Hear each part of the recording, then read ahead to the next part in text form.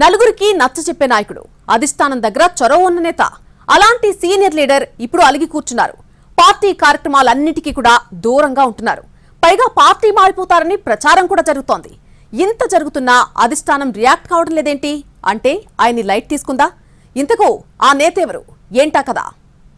ఉమ్మడి జిల్లాలోనే కాదు, ఉమ్మడి రాష్ట్రంలో కూడా తనదైన శైలిలో రాజకీయాలు నడిపిన దళిత సామాజిక వర్గానికి చెందిన నేత మాజీ మంత్రి డొక్కా మాణిక్యవరప్రసాద్. ప్రస్తుతం వైసీపీలో కొనసాగుతున్న ఆయన గుంటూరు జిల్లా పార్టీ అధ్యక్షుడిగా బాధ్యతలు చూస్తున్నారు. అయినా ఎక్కడో అసంతృప్తి డొక్కాను వెంటాడుతోంది. కొద్ది నెలలుగా ఆయన పార్టీలో అంటీ ముట్టనట్టుగానే ఉంటున్నారు. తాడికొండ నియోజకవర్గంలో జరిగిన సామాజిక సభలో నేరుగా ఒక్కసారి సీఎంని కలిసే అవకాశం కల్పించండి అంటూ బాహాటంగానే కామెంట్లు చేశారు. అది అప్పట్లో తీవ్ర చర్చనీయాంశమైంది. అధిష్టానం కూడా ఈ వ్యవహారంపై సీరియస్ అయినట్టు తెలిసిందే.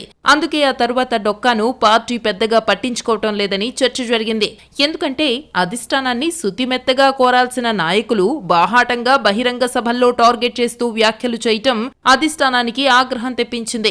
ఈ నేపథ్యంలోనే డొక్కా మాణిక్యవరప్రసాద్ ను నేరుగా పక్కన పెట్టేయకుండా ప్రయారిటీ తగ్గించారన్న చర్చ జరుగుతోంది. ఈ క్రమంలో ఆయన కూడా తన పాత గూటికి చేరేందుకు సిద్ధమైపోతున్నారని వార్తలొస్తున్నాయి.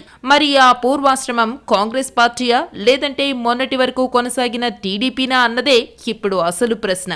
అయితే డొక్కా మాత్రం పైకి పార్టీ మారేదే లేదని, యాక్టివ్గా లేను అంతే అని చెబుతున్నా లోపల మాత్రం వేరే పార్టీకి దగ్గరవుతున్నారనే మాట గట్టిగానే వినిపిస్తోంది.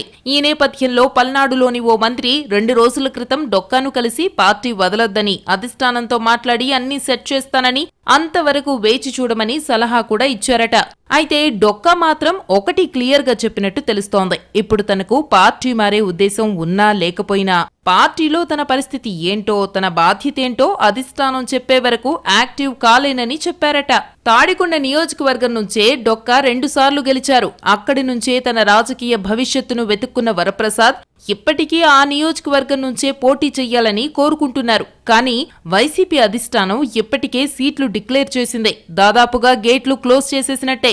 ఈ పరిస్థితుల్లో వేరే పార్టీకి వెళ్లినా సీటొచ్చే అవకాశం లేదు. ఈ క్రమంలో పార్టీ మారితే అసలుకే ఎసరొచ్చే ప్రమాదముందని అంచనా వేస్తున్నారు. అయితే గతంలో రాజకీయ పార్టీల్లో తనకున్న పలుకుబడి, నాయకులతో ఉన్న పరిచయాలతో పార్టీ మారినా ఎలాంటి ఢోకా ఇబ్బంది ఉండదని సెకండ్ థాట్ లో ఉన్నారట. ఈ తర్జన భర్జన క్రమంలో వైసీపీ అధిష్టానానికి దూరంగా జరిగితే దగ్గరయ్యేది ఏ పార్టీకి? ఎలాంటి పాత్రలో ఆయన రీ ఎంట్రీ ఇస్తారు? Let's wait and see.